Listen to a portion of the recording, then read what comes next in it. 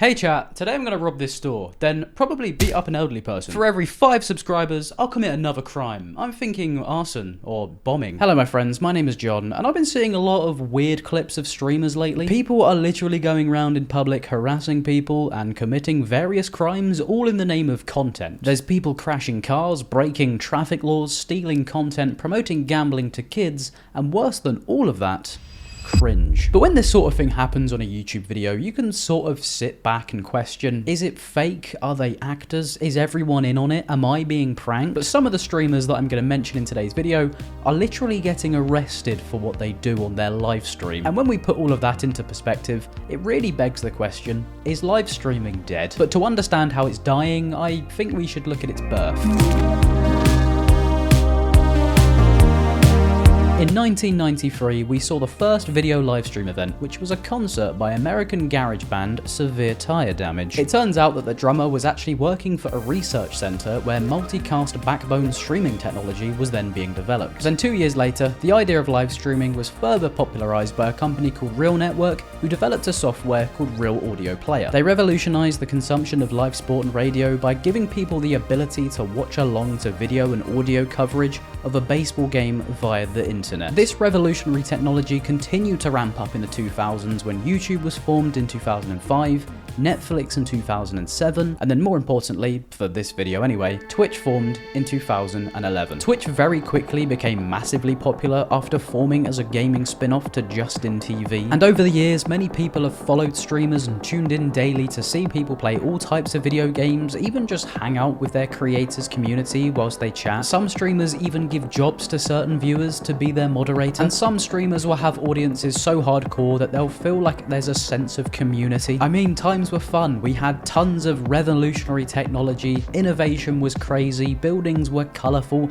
Spy Kids 4 came out. What the hell are you on? But it's not always been the warm, wholesome vibe attached to Twitch. Over the years, there's been many different controversies surrounding some of their biggest creators, some of which I shall be speaking about. But in their first year, Twitch managed around 3.2 million viewers per month. Then eventually, 3 years later, Amazon bought them for $970 million. And from that time period to now, it's not exactly been plain sailing for the Purple app, because it's reported that Twitch just lose money every year, mainly because of things such as infrastructure costs, like the ability to stream high quality, low latency video. All of those things are extremely expensive, and then there's things such as cloud services, data storage, and bandwidth. People streaming from like 2 to no people, so many people will be doing that, and they'll be using the same basic resources that any big streamer's using. And the sad reality is that none of these people are financially benefiting Twitch. So to avoid completely killing their platform for new and small streamers, Twitch introduced something called the affiliate program. And essentially it's a performance-based threshold which streamers need to hit before they can stream full HD and earn money from ad revenue. However, revenue to creators has always been a bit of a concern for Twitch streamers. People often say that the 50% of revenue that they take from streamers is just out of order, especially when you consider that streamers have to pay tax on these earnings as well as Twitch tax. So to get around this, they introduced something called the Partner Plus scheme,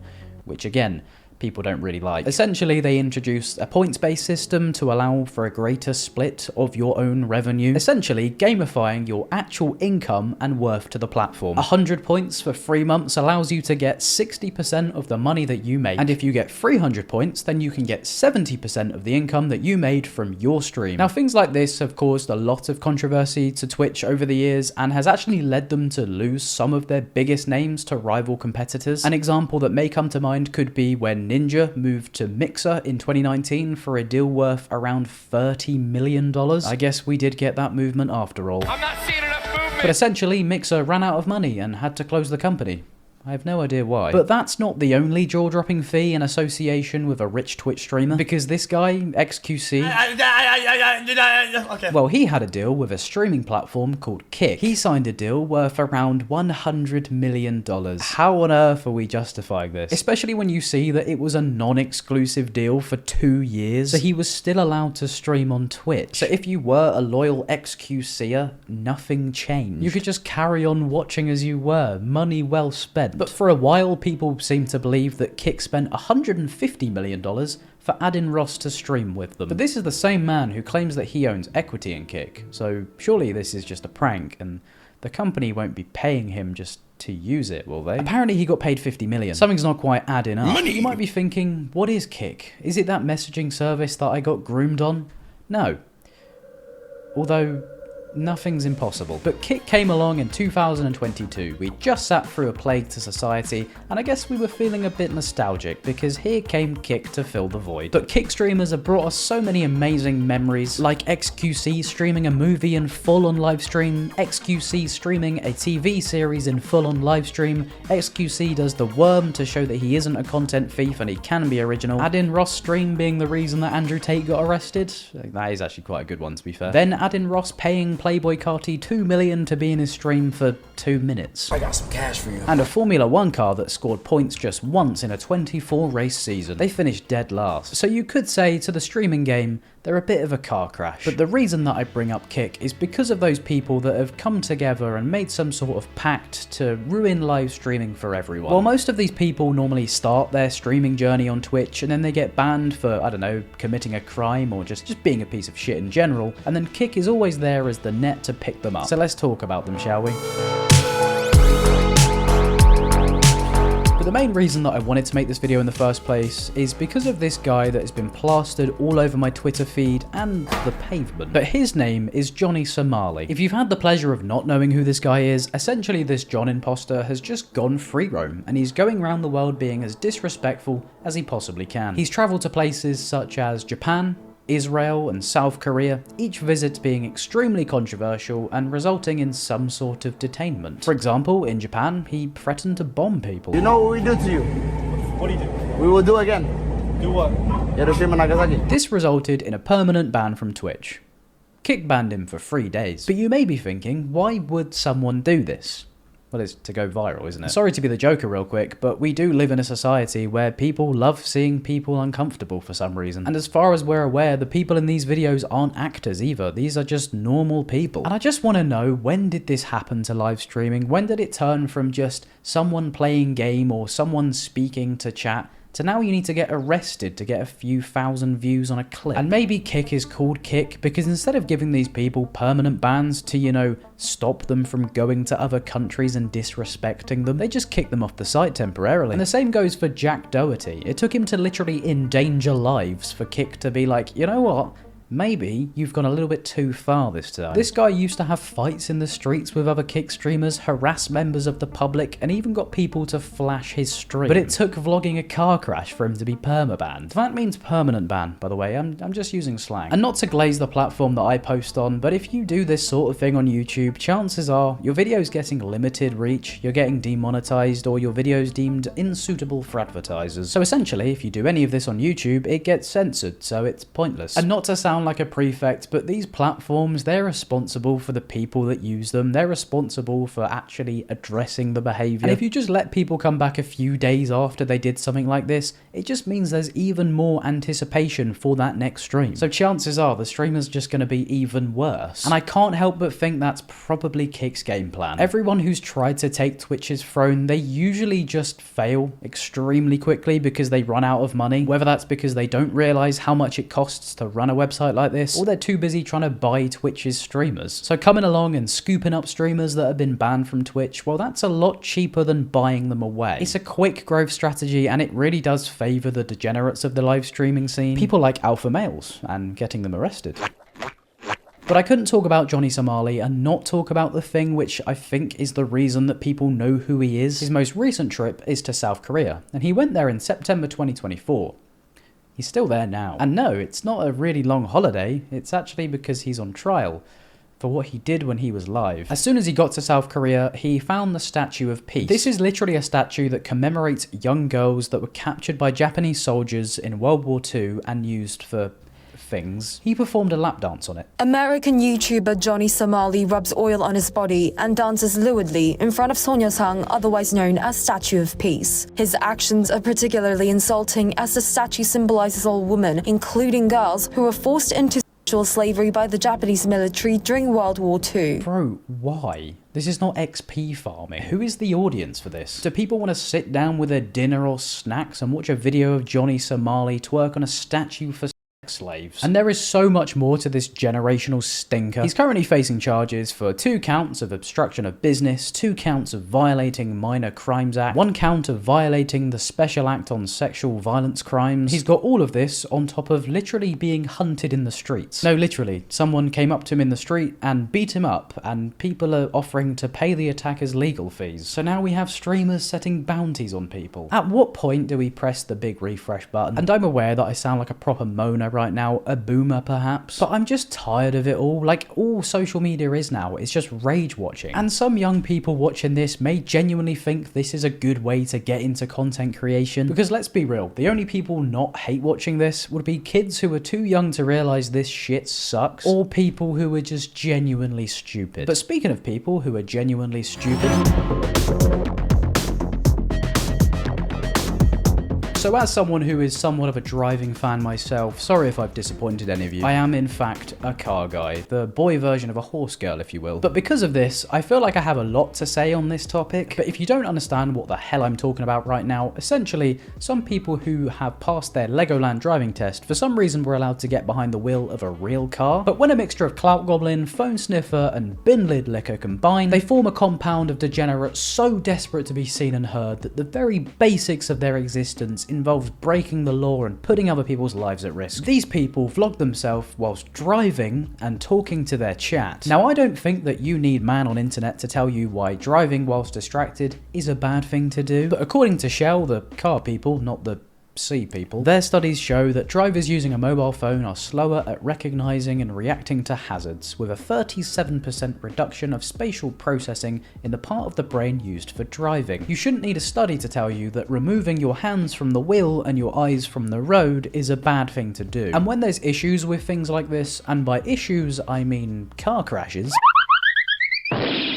now obviously I spoke about this incident earlier with Jack Doherty and crashing his car whilst live streaming because he's a silly little boy who acts tough because he has security following him around everywhere he goes. And I have zero patience for anyone like this. The guy thinks he's untouchable. You're always made aware how dangerous it is to drive whilst using your phone. Checking your chat is no different. If anything, it's even worse. But imagine getting a phone call to say that your friend or family's in hospital because Jack Doherty crashed into them. And it wasn't like a genuine mistake or anything. He aquaplaned because he was talking to his chat on his phone. And there'll be people out there who have lost family or friends due to drunk drivers or people losing control of the car, whether that be the weather, little wordplay there, or someone driving whilst on their phone. And that sort of thing is such a tragic waste of life, and it's one of the most selfish things that you can do. And I'm choosing to talk about Jack here, but it's not an isolated incident. I saw somebody who was labelled as an OTK streamer, which is basically just a bunch of big streamers, including this guy. He lives like a wild animal. But her name is Extra Emily. The extra meaning extra special privileges when it comes to driving, apparently, because she decided to stream herself running a red light. What's this?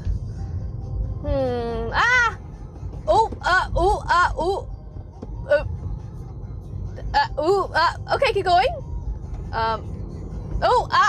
Okay, I'm stopping. Me when I vlog a crime, am I right? But Extra Emily is someone with nearly 500,000 followers on Twitch, and that is a lot of followers for Twitch. I mean, it's a lot in general, but if you're in that position, then you know this is not how you should be acting. So if you were caught doing something like this, I'd suggest metaphorically putting it in park, then backing it up and apologizing. But what does Emily decide to do? She decides to whack it in sport mode and power on. No problem.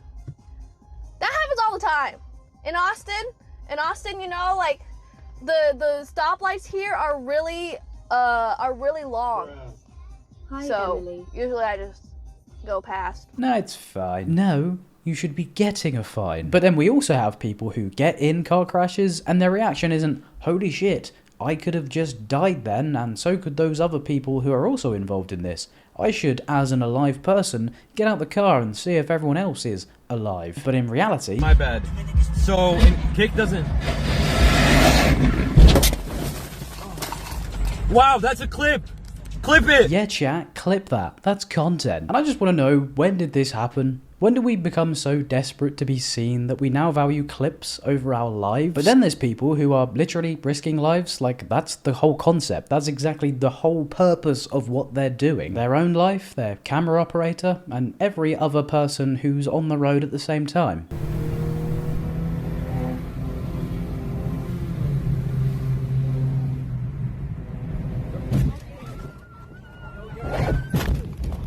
10-second penalty to Ocon. But this sort of thing is such an egotistical thing to do. Somebody's obviously bought a Mercedes C-Class and thinks he's Lewis Hamilton, but he drives a Ferrari now. And let's just say it how it is, this guy sucks. Not Lewis. You've changed lanes twice before you've crashed. Trying to show off like that and you absolutely stink. Who are you impressing? The hard shoulder. But all jokes aside, if you are this sort of person, like, just go book a track day. Go go-karting with your mates if your legs still work. But streamers aren't just gambling with their lives. Imagine every day seeing a tweet or a reel that's sponsored by steak, even your fortune cookie. But if you somehow manage to avoid the gambling adverts that are literally everywhere in the world, you're watching sports, ad for gambling. Looking for a date?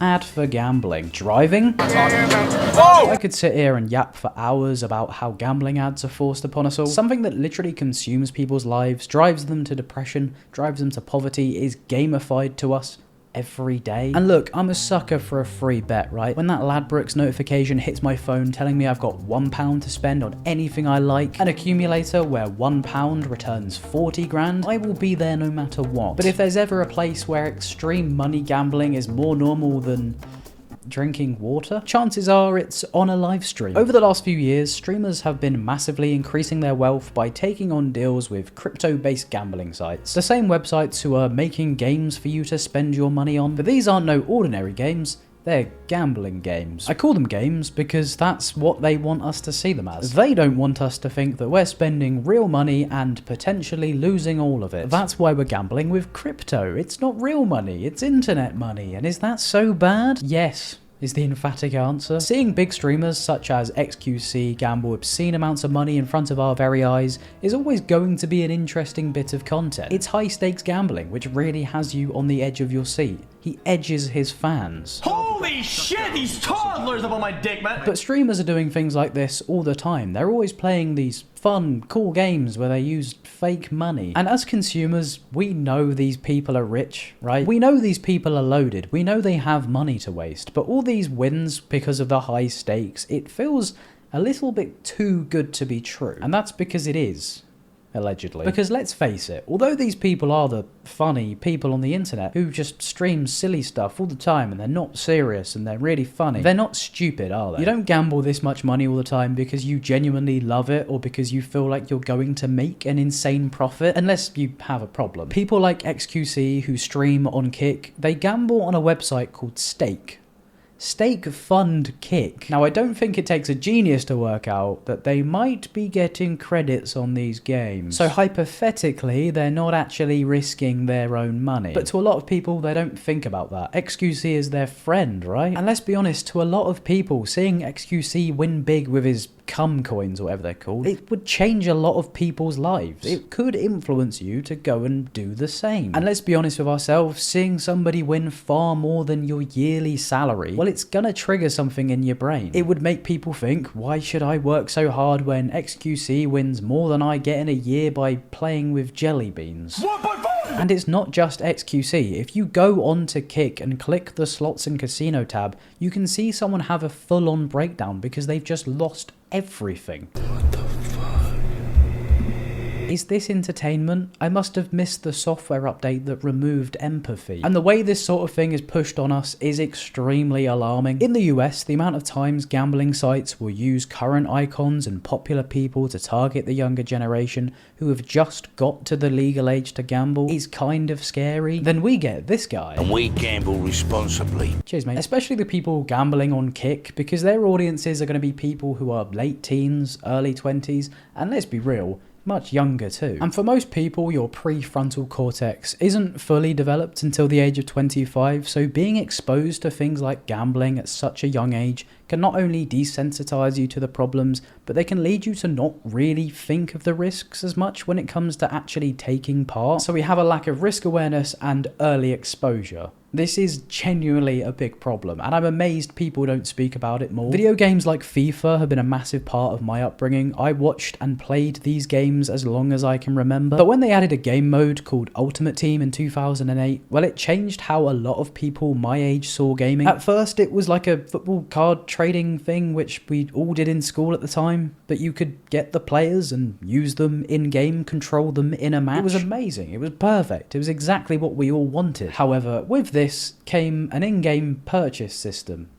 Of course it did. It's EA. The player cards would have to come from somewhere, so they sold them in packs in the store where you could buy one of these for 7,500 coins, which would take you quite a long time to get. So you're left with three options. Play a load of games where you get about 350 coins per win, buy and sell players on the in-game market to make profit, or load up something called FIFA points, which cost real money and you buy packs with randomized probability of getting a good player, otherwise known as a loot box. But you don't directly pay for the pack, you pay for the points. So are you really wasting money? And I remember being like 10 years old asking for FIFA points. I remember going to shops and spending my pocket money on PlayStation wallet top-ups, and you could bet your life that I loaded that shit up straight away and spent all my money on premium gold packs. Did I ever get anyone good? No, but the rush was amazing. Then I asked myself, why did I continue to do it from then to the present day? And the reason that I've never got tired of it is because I grew up watching people like the Sidemen posting pack opening videos. They would get such good players. I wanted those players. I wanted to have the best team in my school. And it was purely down to always consuming content about pack openings that desensitized me to the fact that I was wasting my money. I do think the gamification of gambling has made many people my age not question what they're doing when they're spending money every weekend gambling on football. And when it comes to content around pack openings on FIFA, the videos that you would see go viral were the ones where you got the biggest wins, not just the average pack experience. But the constant addition of promo cards, which were only in the game temporarily, you didn't have time to think about if you actually wanted to use that card. You just wanted it before it went. And I fear this has moved on a little bit from the original point, but I'm just kind of trying to emphasize the fact that gambling is just so normalized to young people, whether it be through the game they play or the streamer they watch. But a lot of the time, the same goes for a lot of these gambling streamers. If you dare ask any of them if they realize that they're promoting gambling to children, they'll just bang on about contracts every time. It doesn't matter that you're becoming numb to gambling. I have to do this because I have to be paid loads of money. You've got to understand it's life-changing money, so I mean, in return, I have to change your life. But the fact that these contracts are being thrown around is just so evil. Everything done on these streams is literally to promote their own gambling websites through these big streamers who make people want to risk the trajectory of their life. But it doesn't matter, because did you see this clip of XQC winning 700 grand for playing with jelly beans? Boom! But did you see that guy in the corner there? You see him with a little smile on his face. Look at him. He's so happy. He's happy because he thinks he's got you in his net. He's decided to use this clip of Mr. QC and offer free spins. That's so generous of him. We created a list with 600 free spins that you can get for free without making a deposit. And all you need to do is just scan this QR code below here. I'm definitely going to click his link, and I'm definitely going to win in the exact same way that XQC did, because I'm sure that's how it works. Because there's absolutely no way that any of these streamers could ever be given increased probability of a win to, you know, promote the website. But jokes aside, this is possibly one of the most disgusting marketing tactics you can do. Here you are showing someone happy and excited for hitting the jackpot and doing something that would transfer the shape of the average person's life. Doing all of this showing how it's just playing a video game, so you know, anyone can do it. And appealing to the younger generation by using their favorite streamers. Then offering it all as a zero risk way of doing exactly what you just saw in that video. But what I saw after this, genuinely I was not ready for. I was prepared just to goof on this guy for a bit because he's just sitting in the corner looking all silly. But then I found his business model. The top comment of this video is someone saying, if you ever feel useless, look at the top right. So this win is just crazy. Thanks for commenting, buddy. I see your point. Yeah, I agree that I'm useless. You know what? I too was just now thinking that I am useless. I'm here because I want to create a business model that generates millions for charity to buy medicine, food, and clean water for people in need. I want to turn the casino industry into something that can do massive good. And I believe it is possible. Guys, he just wants to turn the casino industry into something that does good.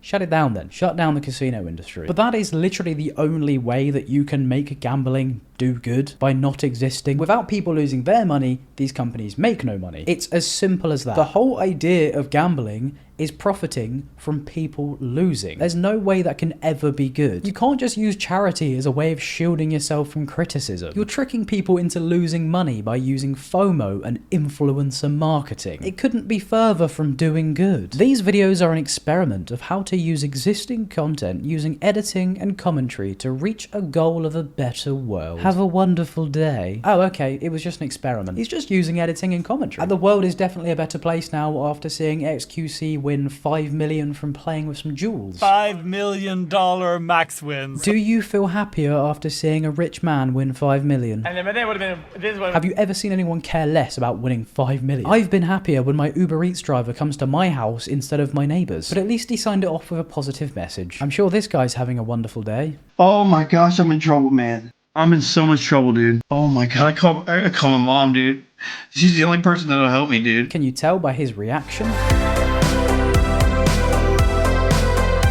Reaction content has been around for a very long time now. The basic concept being someone watches thing and talks about it. They may do a little laugh, or not. Sometimes they forget. Some people just sit there recording their face overlaid in the corner of a video that someone else spent lots of hours making. Occasionally they'll bob their head around and that's the video. But a lot of people who make reaction YouTube videos, well, some of them are saints when you compare them to streamers. Because every day you can go onto Twitch or Kick, go onto the chatting category, and you could bet your life there'll be hundreds or thousands of people just sat there watching videos that someone else has made. Sometimes you will literally see people even leave the room for whatever reason and leave a video playing to entertain their audience. And I do just want to stress, there are people who will have moderators leaving credits to the original video, and sometimes there'll be like a link to where they can find the video on screen. And I'm seeing people be praised for this. This is the bare minimum. If you're going to play someone's video in full, then you have to credit them. Otherwise you're stealing. However, I do genuinely think the reason for this is because of the people who stream for like 10 hours a day. It's got to the point where some of the biggest names are streaming for so long that they run out of things to do. So they just have to watch someone else's stuff. Because yeah, if you're streaming for like 10 hours, you will run out of things to do. You play a video game when it comes out, you finish it in a day or two. You talk about drama, that's an hour or two. You gamble, well, fucking depends how long your contract is. But I guess my point here is if you're resorting to just stealing someone's content because you don't have any other ideas, then you should probably just, you know,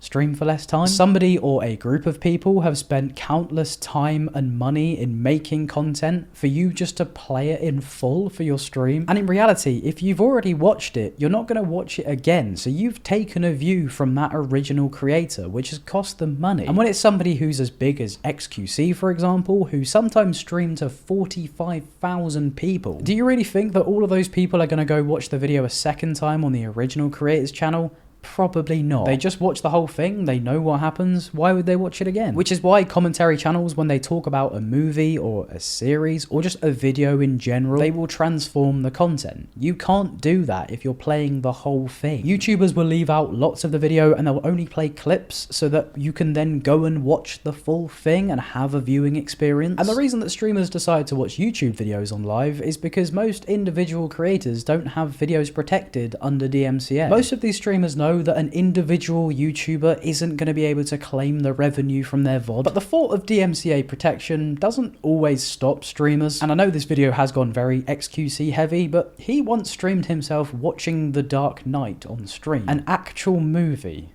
You can get sued for that. And at the time when that happened, I was kind of just like, haha, silly boy. Shouldn't do that. But looking back on it, I think it's a little bit convenient how that was one of his first ever kick streams. All of a sudden, after streaming on a new platform, he's just forgotten that DMCA exists. And then he literally did it again like 4 streams later when he watched Breaking Bad. That is bad, and it is breaking the rules. But I do just want to say, I do get why people would want to watch stuff with their favorite creator. I do get it. But the issue is people literally stealing from those who are dedicating hours or days to their craft, sometimes even paying staff to make these videos, and then someone just comes along and plays it in its entirety to their audience. But it doesn't just stop with those streamers stealing the content whilst live. Some streamers will literally cut that part of their live, make it a YouTube video, and get paid for it again. It's just so baffling to me that we're just sitting by watching people profit from taking other people's stuff. And I genuinely believe that this sort of thing can actually lead good and original content creators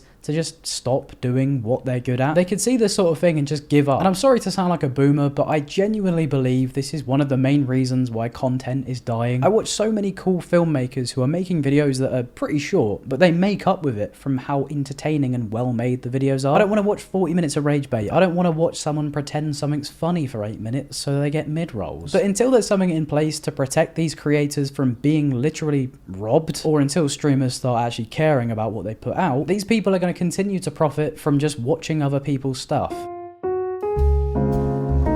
So all in all, I do genuinely believe we're at the death of live streaming. I think the fact that the biggest streamers in the world are just watching things, promoting gambling, you've got people committing crimes, you've got people valuing clips over their life or other people's lives. It does genuinely leave me with a question of what is the future of live streaming? Has everything already been done? Are we going to see streamers fight to the death and hunt each other? But I think the only thing we can do as consumers is kind of step back and think, am I actually consuming content that I like? Am I watching this content because I enjoy it? Or am I just watching it because I don't want to miss out on whatever the big clip's going to be? When I think of streamers I like, I think of people who play games, new or old, interact with their chat. They'll think of fun things to do to get everyone involved. And sometimes I'll just watch small creators. But genuinely, I'm so tired of seeing constant slop, thievery, and genuine crimes. Things which put people at risk. And for what? Remaining relevant for a week. If that's how you're choosing to build an audience, then just be prepared for the day where your clip isn't gonna happen that day. Your rage bait gets ignored, people just clown you rather than find you funny, or people see you for what you really are. And with that, I'm gonna call this video here, but I hope you did enjoy, even if it was a bit of a ramble and a bit too serious. If you did, why not like and subscribe? And yeah, cheers. Bye.